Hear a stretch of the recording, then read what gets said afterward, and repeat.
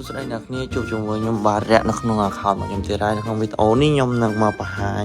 ពី project មួយដែលខ្ញុំធ្វើឲ្យ member នៅក្នុង team របស់យើងគឺយើងនឹង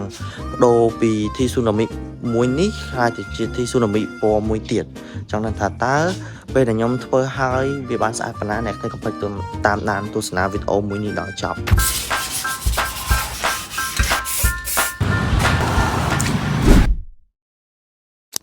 បន្ទាប់ពីយើងបកពណ៌អីហើយវាបានបញ្ញាបន្ទាប់មកគឺយើងនឹងបៀកកាវកន្លែងដែលយើងកពិតកន្លែងដែលយើង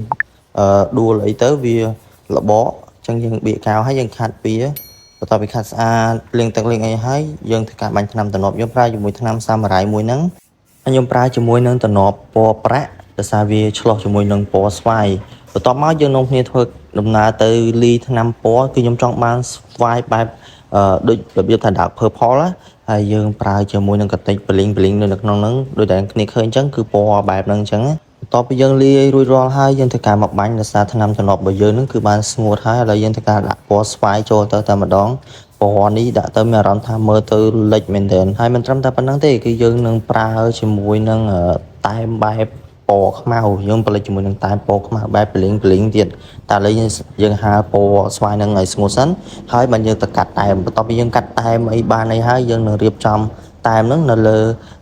fork នៅលើតួហើយយើងបាញ់ថ្នាំពណ៌ខ្មៅដាក់ជាមួយនឹង bling